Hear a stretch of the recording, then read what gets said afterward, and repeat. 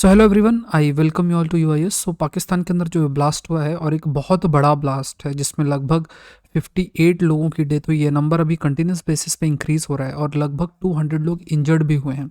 ये एक बहुत ही ट्रैजिक इंसिडेंट है।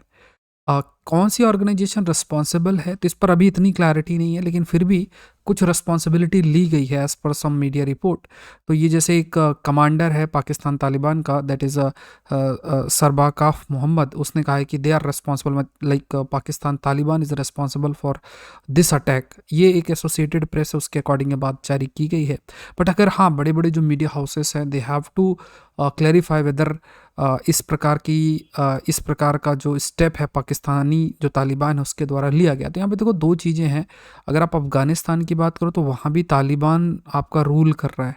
तो एक तरफ अफ़गानिस्तान तालिबान है, दूसरी तरफ पाकिस्तान तालिबान है। दोनों के बीच में डिफरेंस क्या है? So we will try to understand. हम इसको समझने का प्रयास करेंगे कि आखिर जो पाकिस्तान तालिबान है, how is it is different from the Afghanistan Taliban, और ये दोनों के बीच में टेंशन के लिए भी रिस्पॉन्सिबल है। दो पाकिस्तान के द्वारा कई बातें बोली जाती हैं कि अफ़गानिस्तान रिस्पॉन्सिबल है, अफ़गानिस्तान जगह प्रोवाइड कर रहा है पाकिस्तान तालिबान को, जिससे कि जो अटैक है वो अटैक कैरी आउट किया जा रहा है पाकिस्तान के अंदर। पाकिस्तान तालिबान के भी कुछ ऑब्जेक्टिव है, जिस ऑब्जेक्टिव के तहत पाकिस्तान तालिबान भी कार्य कर रहा था। तो लगभग 300 जो वर्शिपर्स थे वो लोग प्रे कर रहे थे, जो पुलिस लाइन एरिया है, और वहाँ पे जो सुसाइड बॉम्बर है उसने अपने आप को डेटोनेट किया, उड़ा दिया, और उससे बहुत बड़ा जो ब्लास्ट है वो हुआ, जिसकी वजह से जो नंबर है तेज़ी से इंक्रीज़ हो रहे हैं। लगभग 58 से 60 लोगों की डेथ हुई है, 200 के आसपास इंजर्ड नंबर तेज़ी से इंक्रीज़ भी हो रहा है। अगर पेशावर की बात की तो जो खैबर एरिया है, खैबर प्रोविंस है, वहाँ पे ये बॉम्बिंग हुई है। पेशावर उसी का कैपिटल है जो पेशावर की बॉम्बिंग हुई है। और यहाँ पे जो तहरीके तालिबान पाकिस्तान, उसका बहुत स्ट्रॉन्ग होल्ड है। तालिबान पाकिस्तान शब्द भी इसी के लिए शॉर्ट फॉर्म में इस्तेमाल किया जाता है, तहरीक तालिबान पाकिस्तान। इसका बहुत अधिक स्ट्रॉन्ग प्रेजेंस इस एरिया के अंदर है। तो क्योंकि इसका बहुत अधिक स्ट्रॉन्ग प्रेजेंस इस एरिया के अंदर बन जाता है, तो इसका जो रोल है वो भी बहुत ही प्रोमिनेंट हो जाता है। और इसके पीछे रीजंस भी कई सारे रिस्पॉन्सिबल है। अगर देखा जाए तो जनवरी 4 को जो तहरीक तालिबान पाकिस्तान है उसने थ्रेटन किया कि वो टॉप लीडर्स को टारगेट करेगा। खास तौर से अभी जो कोलिशन सरकार है पाकिस्तान के अंदर, जिसमें दो पार्टीज पावर के अंदर है, तो उसका ये कहना है कि वो टॉप लीडरशिप को कंटिन्यूस बेसिस पे टारगेट करेगा। ये 4 जनवरी को तहरीक तालिबान के द्वारा ये बात बोली गई। और देखा जाए तो जो वार्निंग की बात किया जाए तो जो प्राइम मिनिस्टर शहबाज शरीफ है पाकिस्तान के, जो कि मुस्लिम लीग नवाज़ इस पार्टी से आते हैं, और जो foreign minister Bilawal Bhutto Zardari led Pakistan Peoples Party है, तो ये दोनों पार्टी के खिलाफ तहरीक तालिबान बोलता है। और उसका ये कहना है कि अगर ये दोनों पॉलिटिकल पार्टीज पावर में कंटिन्यूस बेसिस पे रहेंगे और अगर ये एक्ट करेंगे as a slaves of army, क्योंकि देखो पाकिस्तान के अंदर एक जो चीज़ देखने को मिलता है कि एक तो तरफ सिविल मतलब एक तरफ जो इलेक्शन के थ्रू सरकार होती है, और दूसरा आर्मी, जिसे वहाँ इस्टेब्लिशमेंट भी कहा जाता है, उसके द्वारा भी काफ़ी कुछ कंट्रोल किया जाता है। तो यहाँ पे आर्मी हमेशा अपना प्रेजेंस बनाने के लिए, डोमिनेंस बनाने के लिए खास तौर से प्रयास करती है कि जो पॉलिटिकल पार्टीज हैं उस पर भी अपना होल्ड रखे, पॉलिटिकल लीडरशिप पे भी होल्ड रखे। तो क्योंकि कंटिन्यूस बेसिस पे तहरीक तालिबान पाकिस्तान उसका एक ऑब्जेक्टिव है जिसके तहत वो कार्य करता है, और आर्मी के बीच में युद्ध की स्थिति बनी रहती है। अब तहरीक तालिबान पाकिस्तान का कहना है कि जो आर्मी है उस आर्मी के कंट्रोल में प्रेजेंट गवर्नमेंट है। अब ये कितना ओपिनियन वेरी करता है या कितना ओपिनियन प्रेजेंट है वो डिपेंड करता है, बट इस प्रकार की थिंकिंग तहरीक तालिबान पाकिस्तान के द्वारा रखी गई। और कहा गया कि अगर जो प्रेजेंट सरकार इस प्रकार से एक्ट करेगी, कोलिजन सरकार के रूप में जो कार्य कर रही है, तो हम टॉप लीडरशिप को टारगेट करेंगे, ऐसा 4 फरवरी को बोला गया। अर्ली जनवरी की बात किया जाए तो पाकिस्तान के डिफेंस मिनिस्टर ने भी इस बात को कहा कि अफगानिस्तान का जो सॉइल है उसका इस्तेमाल किया जा रहा है, कि बहुत सारे जो आपके टेररिस्ट ग्रुप है उनको शरण दी जा रही है, खास तौर से जो पाकिस्तान तालिबान है उनको शरण दी जा रही है, और वहाँ से उन्हें ट्रेनिंग मिलती है और वहाँ से वो अटैक करते हैं। ऐसा पाकिस्तान के डिफेंस मिनिस्टर के द्वारा किया गया। मतलब कहने का ये है कि अफगानिस्तान सॉइल का इस्तेमाल पाकिस्तान में अटैक करने के लिए किया जा रहा है। इवन जो अल जजीरा है उसने भी ये कहा कि पाकिस्तान ने कहा कि हमने अफगानिस्तान सरकार से इस बात पे जो है बात भी की है, और हमने इस बात पर कंटिन्यूस बेसिस पे हाईलाइट किया है कि जो सॉइल है अफगानिस्तान का वो क्रॉस बॉर्डर टेररिज्म के लिए इस्तेमाल हो रहा है। अब देखो इस पर थोड़ा सा कॉम्प्लेक्सिटीज़ भी समझने का प्रयास करो।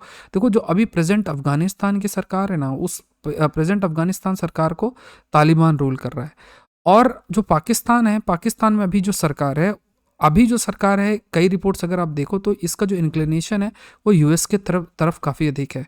और ये मतलब एक थॉट प्रोसेस भी इस तरीके से कैरी किया जाता है कि पाकिस्तान के अंदर जो सरकार है उसका यूएस की तरफ इंक्लिनेशन है, क्योंकि जो वहाँ की आर्मी है उसका इंक्लिनेशन भी काफ़ी अधिक यूएस की तरफ है। हिस्टोरिकल कंटेक्स्ट भी इसके लिए काफ़ी रेस्पॉन्सिबल आपका बन जाता है। तो क्योंकि पाकिस्तान की प्रेजेंट जो सरकार, इससे पहले वाली सरकार, उसका इंक्लिनेशन चाइना की तरफ और रशिया की तरफ काफ़ी अधिक था। तो जनरली देखा जाए तो अभी जो पाकिस्तान का सरकार है उसका जो गैप है चाइना के साथ इंक्रीज हो रहा है, लेकिन यूएस के साथ उसकी क्लोजनेस बढ़ रही है because of the change in the leadership. तो वेस्टर्न कंट्रीज के साथ जो पाकिस्तान का एक रिलेशन है वो दोबारा से रीडेवलप हो रहा है। लेकिन अफगानिस्तान के अंदर प्रेजेंट जो एक अभी जो है तालिबान की अगर बात किया जाए, यहाँ पे चाइना का भी अच्छा खासा प्रेजेंस है, क्योंकि अगर आप देखोगे तो चाइना के साथ एक इकोनॉमिक एग्रीमेंट भी अफगानिस्तान के द्वारा साइन किया गया है।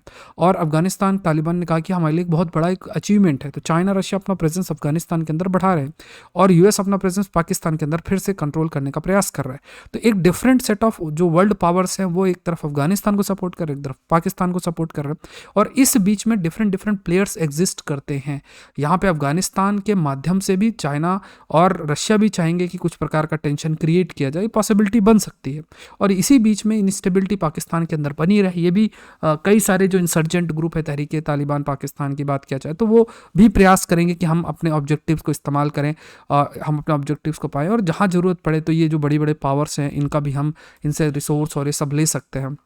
तो यहाँ पे ये कहा गया कि कोई भी कंट्रीज उसको अलाउ नहीं किया जाएगा कि वो सेंचुरी प्रोवाइड करे। मतलब पाकिस्तान का साफ साफ कहना है कि देखो, अफगानिस्तान को ये बात बोली गई कि आप किस तरीके की सेंचुरीज प्रोवाइड नहीं कर सकते। तो अगर आप ऐसा करते हो कि आपके यहाँ आप लोग जगह दे रहे हो और वहाँ से फिर अटैक हो रहा है, तो फिर हमारे पास भी राइट, हम कोई एक्शन ले सकते हैं। और इस चीज़ से अफगानिस्तान कंटिन्यूस बेसिस में नाराज़ हो रहा है कि आप ऐसे नहीं कर सकते। ऐसा नहीं है कि आप सीरिया, जैसे टर्की कुर्द्स को सीरिया पे अटैक कर देती, तो आप हमें सीरिया मत समझो कि आप हम पर अटैक कर दो।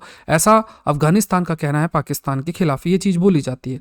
तो यहाँ पे पाकिस्तान बार बार इस चीज़ को हाईलाइट कर रहा है कि किसी भी हालत में हमारी सिक्योरिटी पे कोई कॉम्प्रोमाइज़ नहीं होगा। अगर सेंचुरी के रूप में कार्य होगा तो हम अटैक करेंगे। अफगानिस्तान इस चीज़ को डिनाई कर रहा है कि ऐसा कुछ नहीं है कि, और अगर आप इस तरीके से हमारे पे अटैक करोगे तो फिर हम भी इसको रिटेलिएट करेंगे। तो इस प्रकार का एक कंटिन्यूस बेसिस में जो उनके बड़े बड़े लीडर्स हैं उनके बीच में भी इस प्रकार के शब्दों का इस्तेमाल आपका कंटिन्यूस बेसिस में किया जा रहा है। इवन तालिबान ने कहा कि हम पूरा प्रयास कर रहे हैं, अल जजीरा के अकॉर्डिंग, कि हम पूरा प्रयास कर रहे हैं कि किसी भी तरीके से जो ज़मीन है या एरिया है वो कहीं किसी भी एंगल में ना इस्तेमाल किया जाए पाकिस्तान के खिलाफ। हम इस चीज़ को पूरा इंश्योर कर रहे हैं, और जो भी बात कही जा रही है पाकिस्तान के द्वारा वो सही नहीं है, वो पूरे तरीके से बेसलेस है, ऐसा तालिबान ने कहा है। ये तालिबान का व्यू पॉइंट है जो रखा गया। अब अगर टीटीपी की बात करें, अगर अभी कुछ रिपोर्ट्स के अकॉर्डिंग देखा जाए तो तहरीके तालिबान जो पाकिस्तान, वो रिस्पॉन्सिबिलिटी ले रहा है। उसका एक कमांडर है, उसने कहा है कि हम इस अटैक के लिए रिस्पॉन्सिबल है। तो ये एक लार्जेस्ट मिलिटेंट ऑर्गेनाइजेशन है, इसे टेररिस्ट ऑर्गेनाइजेशन के रूप में भी पाकिस्तान कंसिडर करता है। और ये fighting against the state in Pakistan, मतलब पाकिस्तान के खिलाफ ये आपका लड़ रहा है। और जैसे कई थिंक टैंक्स है, जैसे थिंक टैंक्स के अकॉर्डिंग देखा जाए तो उन्होंने ये बात बोली है कि एक तरीके से ये स्टेट ऑफ पाकिस्तान के खिलाफ ये लड़ रहा है।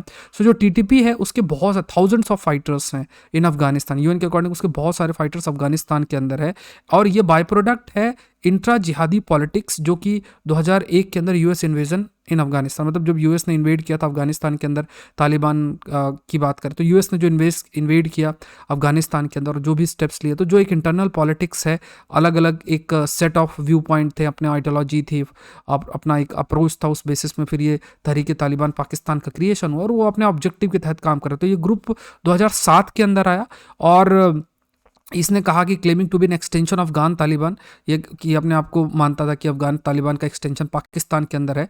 अफगान तालिबान जो नेचुरल पॉलिटिकल और ऑर्गेनाइजेशनल मॉडल बन गया, क्योंकि अफगान तालिबान ही अफगानिस्तान के अंदर उसने पूरे तरीके से रूल कर लिया, अपना पॉलिटिकल प्रेजेंस बना लिया। तो इसी तरीके से पाकिस्तान तालिबान भी चाहता है कि हम भी पूरा अपना प्रेजेंस पाकिस्तान के अंदर कर लें। और पाकिस्तान तालिबान जितना अधिक अगर देखा जाए तो जो पाकिस्तान तालिबान है, अगर उसका थ्रेट अब पाकिस्तान के अंदर होगा तो जो आर्मी है पाकिस्तान की उसका रोल प्रोमिनेंट हो जाएगा, क्योंकि वहाँ की आर्मी कहेगी देखो पाकिस्तान तालिबान अटैक कर रहा है और हम आपको बचा रहे हैं इसमें। तो यहाँ पे जो वहाँ के लोग हैं उनका ट्रस्ट आर्मी के प्रति बहुत इंक्रीज होगा। लेकिन फिर भी पाकिस्तान तालिबान कंटिन्यूस बेसिस में ये प्रयास कर रहा है कि हम कहीं ना कहीं इस जगह पे अपने प्रेजेंस को बढ़ाएं, ठीक है, अपना जो प्रेजेंस है उस प्रेजेंस को कंटिन्यूस बेसिस पर बढ़ाएं, ऐसा वो उनका मानना है। यहाँ पे जो तहरीक तालिबान पाकिस्तान, उसका एम भी है कि जो शरिया है वो पाकिस्तान के अंदर इम्प्लीमेंट किया जाए, उसका जो इंटरप्रिटेशन है शरिया का पाकिस्तान के अंदर उसको इम्प्लीमेंट किया जाए ट्राइबल एरिया के अंदर। मतलब वो चाहता है कि इस्लामिक जो लॉ है वो पूरे तरीके से इम्प्लीमेंट हो, ऐसा उनका मानना है। ग्रुप ने ये भी कहा है कि जो अभी जो फाटा है, मतलब जिसे हम फेडरली एडमिनिस्ट्रेटेड ट्राइबल एरिया भी कहते हैं, उसको खैबर प्रोविंस से जो मर्ज किया गया है तो इसको रिवर्स करना चाहिए, ऐसा भी उनका कहना है। तो एक तो उनको शरिया लॉ इंप्लीमेंट करना, प्लस इसका जो ये फाटा है और इसका जो मर्जिंग की गई इसको भी रिवर्स करने की बात कर रहे थे। ये सारे फैक्टर्स हैं जो एम है तहरीक तालिबान पाकिस्तान का, वो इस एम को कैरी कर रहे हैं और वो अपने ऑब्जेक्टिव के तहत जो भी एक्टिविटी है उस एक्टिविटी को, टेररिस्ट एक्टिविटी को जो है वो कर रहे हैं। ठीक है, तो ये कुछ एस्पेक्ट है जो ध्यान में रखना है। अगर आप आईएएस एग्जाम की तैयारी कर रहे हैं, भारत से है और सिविल सर्विस की तैयारी कर रहे हैं, तो अनअकैडमी से जरूर से जुड़ें। अनअकैडमी.com में जाना, यूपीएससी सीएससी सेलेक्ट करना, SPLIVE कोड इस्तेमाल करके आप ज्वाइन कर सकते हैं। तो जब आप अनअकैडमी से जुड़ते हैं, जैसे अभी अब ग्रेट ऑफर है, जनवरी 31 लास्ट डेट है, सो 18 मंथ 12 मंथ 18 मंथ ये सब्सक्रिप्शन अगर आप लेते हैं तो आप सारे एजुकेटर के सारे कोर्सेज जो हैं वो एक्सेस कर सकते हैं। जितने एजुकेटर्स हैं सबके एक्सेस कोर्सेज जो हैं वो आप एक्सेस कर सकते हैं।